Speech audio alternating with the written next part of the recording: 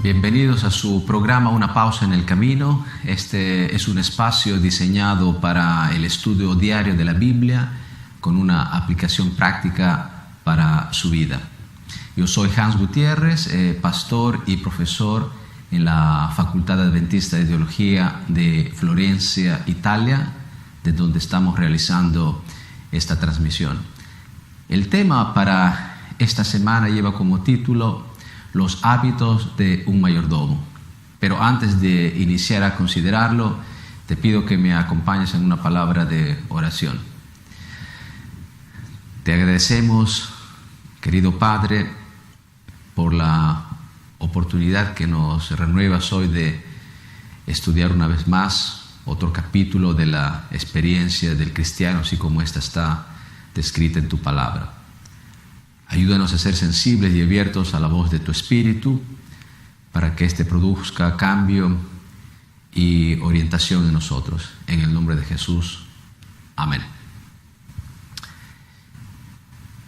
La primera parte de la lección llega como título Buscar a Dios en primer lugar. Y la palabra, digamos, que acompaña toda la lección de esta semana es la palabra hábito, o al plural hábitos. Y comencemos en reflexionar brevemente sobre esta palabra, ese término, para articular el significado específico que tiene en toda la reflexión de esta semana. ¿Qué cosa es un hábito? Un hábito en la acepción corriente de la palabra significa la capacidad de ser constante en algo.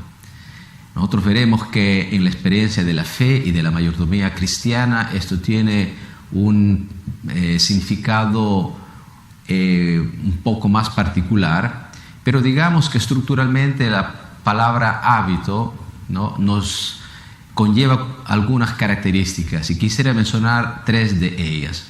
La primera: todo hábito subraya un propósito, un objetivo, ¿no?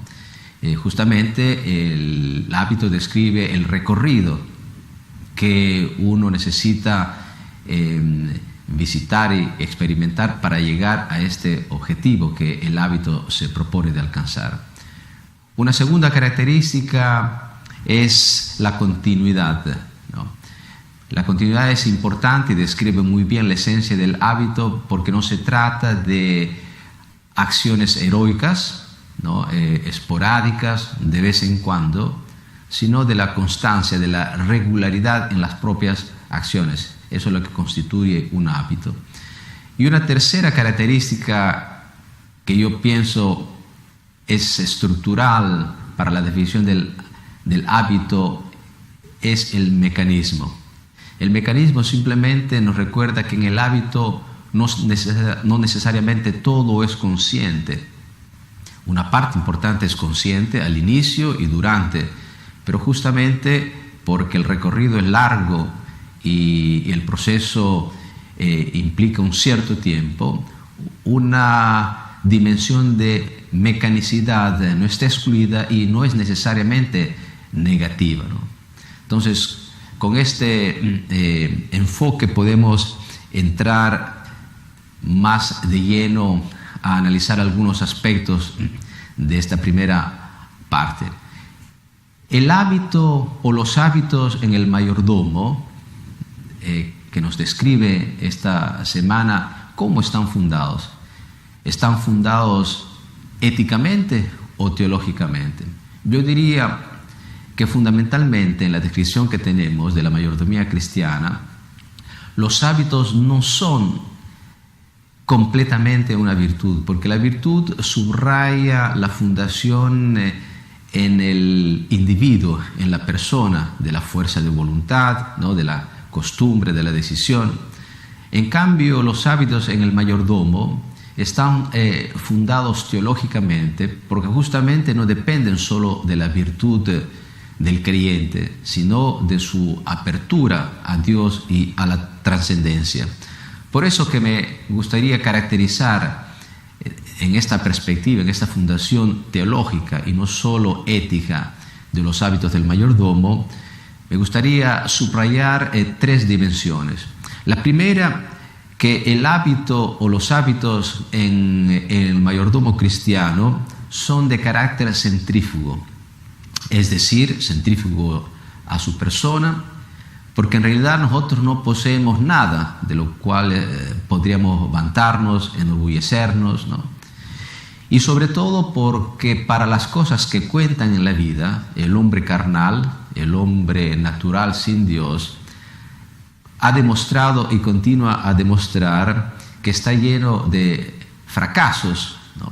Y es por ese motivo que los buenos hábitos en el mayordomo cristiano tienen una fundación que no residen en él mismo. Es por eso que llamo yo esta dimensión centrífuga. La segunda dimensión que me parece importante subrayar en los hábitos del mayordomo cristiano es justamente opuesta a esta primera característica, y es su carácter teocéntrico. Es decir, que los hábitos en el mayordomo cristiano, justamente porque no se pueden fundar en el creyente, en el ser humano, se fundan en Dios. ¿Y por qué Dios? Primero, porque simplemente Él nos ha creado, y el hecho de buscarlo para que Él nos ayude en nuestra vida es simplemente reconocer, o es la prueba, o es la señal que subraya este hecho, que Él es el quien nos ha creado. Y sobre todo porque justamente y a propósito, los bienes que el mayordomo cristiano tiene que administrar, al final de cuentas no son nuestros, sino son de Él, de Dios, ¿no? Y esta es la dimensión que yo llamo justamente teocéntrica de la mayordomía cristiana. Y una tercera característica que aparece en las reflexiones que nos hace la lección de la escuela sabática es también el carácter cristocéntrico de la mayordomía cristiana. ¿Por qué motivo? Porque justamente Jesús nos ha dejado el modelo perfecto de cuál debe ser nuestra relación con nuestro Padre celestial, ¿no? Porque de un lado, claro, Él nos da todo, Él nos ha creado, pero nos llama a la responsabilidad. Pero esta responsabilidad tiene que permanecer en equilibrio, tiene que mantener un equilibrio entre lo que corresponde a nosotros hacer y sobre todo lo que nos toca reconocer en Dios, que es la fuente de todo lo que tenemos.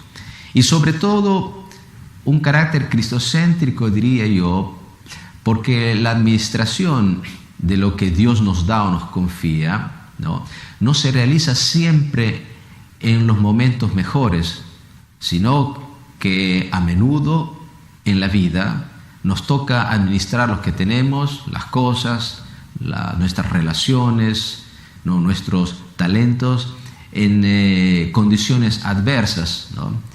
Grandioso sería si las mayores pruebas de gestión o de administración nos llegaran cuando estamos en posesos de nuestras facultades mejores y en los mejores momentos, pero lamentablemente no sucede siempre así.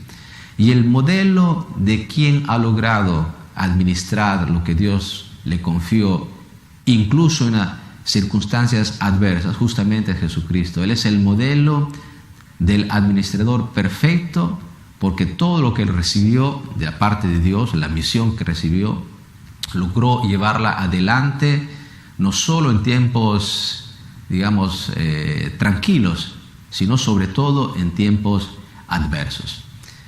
El día de mañana estaremos viendo la segunda parte de este tema, del título Esperar el regreso de Jesús.